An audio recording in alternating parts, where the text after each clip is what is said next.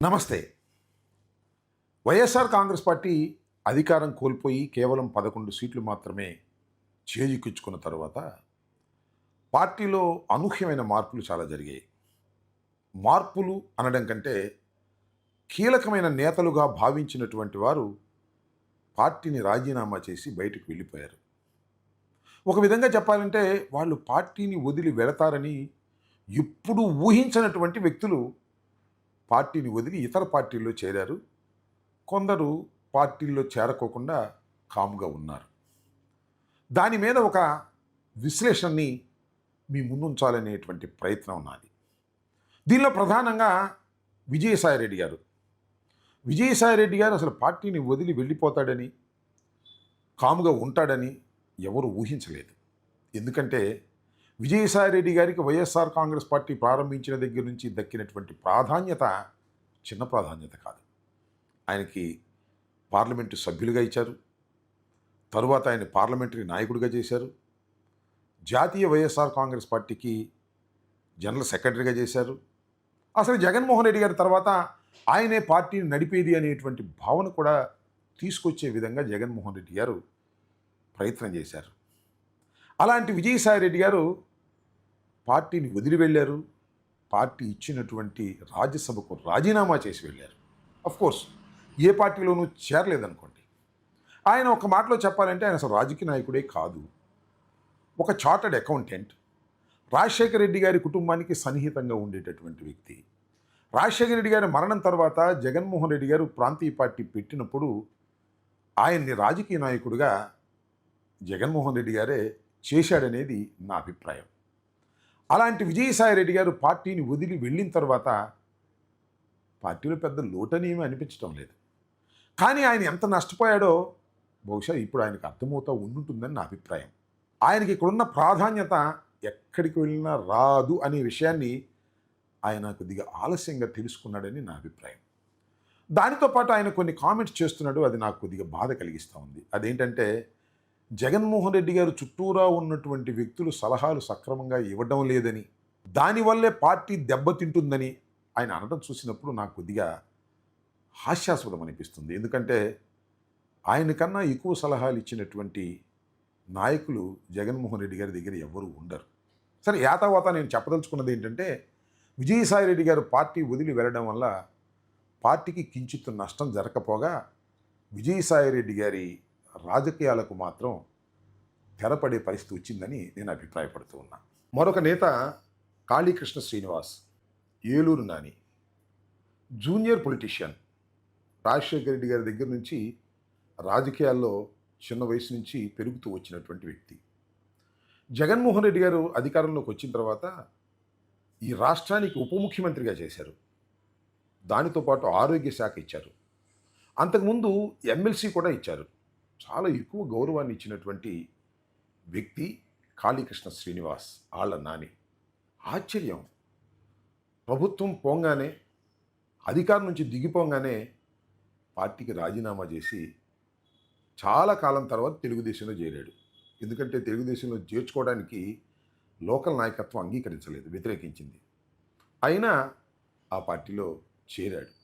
గుర్తింపు శూన్యం, ఎక్కడ కనిపించడం లేదు. మరొక వ్యక్తి గురించి మనం చెప్పుకోవాలి ఇక్కడ. ఆయన రాజకీయ నాయకుడే, బాలినేని శ్రీనివాస్ గారు. ప్రకాశం జిల్లాలో అంతా తానై నడిపినటువంటి వ్యక్తి. కాంగ్రెస్ పార్టీలో కూడా మంత్రి చేశారు. రాజశేఖర రెడ్డి గారు మరణం తర్వాత జగన్మోహన్ రెడ్డి గారు ప్రాంతీయ పార్టీ పెట్టే సమయంలో పార్టీని కాదని బయటకు వచ్చాడు. మంత్రివర్గానికి రాజీనామా చేసి వచ్చాడు. ఒక విధంగా త్యాగమే చేసి వచ్చాడని చెప్పాలి. అలాంటి బాలినేని శ్రీనివాస్ గారు వైఎస్ఆర్ కాంగ్రెస్ పార్టీ నుంచి బయటికి వెళ్ళిపోతాడని ఎవ్వరూ ఊహించి ఉండరు. అలాంటి వ్యక్తి పార్టీ ఓటమి పాలైన తర్వాత పార్టీకి రాజీనామా చేశారు. చివరికి జనసేన పార్టీలో చేరారు. ఏంటి ఆయన పరిస్థితి? వాళ్ళ ప్రకాశం జిల్లాలో ఆయన పరిస్థితి ఏంటి? రాజకీయాల్లో ఆయన పరిస్థితి ఏంటి? ఒకసారి మనం ఆలోచిస్తే అది కూడా శూన్యమని అనిపిస్తుంది. ఎక్కడా ప్రాముఖ్యత కనిపించినటువంటి దశకి వెళ్ళారు. ఇక్కడ అధికారాన్ని చలాయించినటువంటి వ్యక్తులు రాజీనామా చేసి మరొక పార్టీలోకి చేరినప్పుడు వారికి అంత ప్రాధాన్యత లేకపోవటం అనేది చూస్తే నిజంగా ఎంత తప్పు చేసి ఉంటారు అనేది బహుశా వారు కూడా పశ్చాత్తాపడుతున్నారేమోనని నా అభిప్రాయం. అలాంటి బాలినేని శ్రీనివాస్ గారు కూడా రాజకీయంగా తెరమరుగయ్యే పరిస్థితి వస్తుందేమోననేటువంటి సందేహాలు కలుగుతా ఉన్నాయి. మరొక వ్యక్తి కిలార్ రోసయ్య గారు. సరే, కిలార్ రోసయ్య గారు యాక్చువల్గా పీఆర్పీలో కూడా అంతకుముందు పోటీ చేశారు. వాళ్ళ నాన్నగారు తెలుగుదేశంలో కూడా పోటీ చేసి ఎమ్మెల్యే కావాలని అనుకున్నారు. ఎప్పటి నుంచో ఎమ్మెల్యే కావాలనేది వారి కుటుంబ కోరిక. జగన్మోహన్ రెడ్డి గారు దయ వల్ల పొన్నూరు నియోజకవర్గం నుంచి శాసనసభ్యుడిగా ఎన్నిక కాబడ్డాడు. ముఖ్యంగా ఆయన ఉమారెడ్డి వెంకటేశ్వర్లు గారికి స్వయాన అల్లుడు. ఎట్టకేలకు పొన్నూరులో శాసనసభ్యుడిగా అయ్యాడు. 5 సంవత్సరాలు ఉన్నాడు. అధికారం పోగానే జనసేనలోకి వెళ్ళి జనసేనలో చేరిపోయాడు. మరి ఆయన భవిష్యత్తు ఎలా ఉంటుందో చూడాలి. చాలా ఇంపార్టెంట్ వ్యక్తి మోపిదేవి వెంకటరమణరావు గారు. జగన్మోహన్ రెడ్డి గారితో పాటు జైల్లో కొంతకాలం ఉన్నారు. అందువలనేమో ఆయన మీద అత్యంత ప్రేమ. ఆయన ఓటమి పాలయ్యాడు రేపటి నుంచి. అయినా కూడా జగన్మోహన్ రెడ్డి గారు ఓడిపోయినా ఆయన క్యాబినెట్లోకి తీసుకున్నారు. క్యాబినెట్లోకి తీసుకోవటమే కాదు, ప్రాధాన్యత కూడా ఇచ్చారు. ఆ తర్వాత ఒకానొక సందర్భంలో కౌన్సిల్ని రద్దు చేయాలనుకున్నప్పుడు ఆయన కౌన్సిల్కు రాజీనామా చేస్తే, మంత్రివర్గం నుంచి తప్పుకుంటే ఆయన్ని రాజ్యసభ సభ్యుని చేసి ఢిల్లీ పంపించారు. ఒక విధంగా అనూహ్యమైనటువంటి ప్రాధాన్యతని మోపిదేవి వెంకటరమణారావు గారికి ఇచ్చారు. అలాంటి మోపిదేవి వెంకటరమణారావు గారు ఆశ్చర్యం ఏంటంటే, పార్టీ ఓటమి పాలైన తర్వాత ఆయనకి ఇచ్చినటువంటి రాజ్యసభ సభ్యత్వానికి రాజీనామా చేసి పార్టీని వదిలి తెలుగుదేశంలో చేరారు. అక్కడ ఏ విధమైన ప్రాధాన్యత ఉందో నేను మీకు ప్రత్యేకంగా చెప్పవలసిన అవసరం లేదు. బహుశా ఇప్పుడు మోపిదేవి వెంకటరమణారావు గారు కూడా ఎందుకు తప్పు చేశానని బాధపడతా ఉండుంటాడనేది నా అభిప్రాయం. అంతేకాదు, మరొక వ్యక్తి గురించి చెప్పుకోవాలి. ఆయన సామినేని ఉదయభాను. రాజశేఖర రెడ్డి గారికి అత్యంత సన్నిహితుడిగా ఉన్నటువంటి వ్యక్తి. సౌమ్యుడు, మంచివాడని కూడా పేరు. జగన్మోహన్ రెడ్డి గారు ప్రాంతీయ పార్టీ పెట్టినప్పుడు ముందు వచ్చినటువంటి వ్యక్తుల్లో సామినేని ఉదయభాను కూడా. కృష్ణా జిల్లాకి అధ్యక్షుడిగా కూడా పనిచేశాడు. శాసనసభ్యుడయ్యాడు. శాసనసభ్యుడైన తర్వాత ఆయనకి శాసనసభలో విప్ కూడా ఇచ్చారు, ప్రాధాన్యత ఇచ్చారు. బహుశా ఆయన ఈ ప్రాధాన్యత చాలా లేదనుకుని ఉండొచ్చు, లేదా మంత్రి కాలేకపోయానని అనుకుని ఉండవచ్చు. మరి ఎందుకు పార్టీని వదిలి వెళ్ళాడో నాకైతే అర్థం కాలేదు. ఇక్కడ ప్రాముఖ్యత లేదని వెళ్ళాడా, లేక వైఎస్ఆర్ కాంగ్రెస్ పార్టీ పని అయిపోయిందనుకుని వెళ్ళాడో నాకు తెలియదు. తప్పు చేశాడు. ఈ పార్టీని వదిలి వెళ్ళి జనసేన పార్టీలో చేరాడు. జనసేనలో పార్టీ అధ్యక్షుడిగా కృష్ణా జిల్లాకి ఇచ్చిన పెద్ద ప్రాధాన్యత కలిగినటువంటి స్థానంలో జనసేనలో ఉన్నాడని నేను అనుకోవటం లేదు. ఆయన కూడా మనసు చింతిస్తూనే ఉంటుందని నా అభిప్రాయం. ఇంకపోతే భీమవరం శ్రీనివాస్, పవన్ కళ్యాణ్ గారి మీద దెబ్బగొట్టి గెలిచినటువంటి వ్యక్తి. రాజకీయాలకు కొత్తగా వచ్చాడు, వ్యాపారస్తుడు. మరి ఆయనకేం బాధ కలిగిందో ఆయన రాజీనామా చేసి వెళ్ళాడు. బహుశా ఇంతవరకు ఏ పార్టీలో చేరలేదు అనుకుంటాను. ఆయన కూడా కాంగ్రెస్ పార్టీ నుంచి వచ్చినటువంటి వారసత్వంతోనే వచ్చినటువంటి వ్యక్తి. మరి ఆయన భవిష్యత్తు ఎలా ఉంటుందో వేచి చూడాలి. ఇకపోతే అవంతి శ్రీనివాస్ గారు మంత్రిగా చేశారు వైఎస్ఆర్ కాంగ్రెస్ పార్టీలో. అయితే ఆయన అంతకుముందు పీఆర్పీలో కూడా ఉన్నారు. ఎన్నికలకు ముందు మాత్రమే ఆయన వైసీపీలోకి వచ్చారు. ఆయనకి లాటరీ కొట్టినట్టుగా ఫస్ట్ క్యాబినెట్లోనే ఆయనకి మంత్రివర్గంలో స్థానం జగన్మోహన్ రెడ్డి గారు కల్పించారు.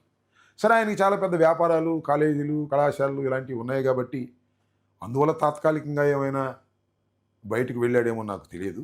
ఆయన కూడా పార్టీని వదిలి వెళ్ళినటువంటి వ్యక్తులు. వీళ్ళు కాకుండా చాలామంది ఉన్నారు, ఇంకా వాళ్ళంతా కొద్దిగా చిన్న చిన్న వాళ్ళు. ఎవ్వరు వెళ్ళినా నేను చెప్పదలుచుకున్నది ఏమిటంటే, పార్టీని వదిలిపెట్టి వెళ్ళినటువంటి వ్యక్తులకు 99% భవిష్యత్తు ఉంటుందని నేను అనుకోవటం లేదు, ఉండదు కూడా.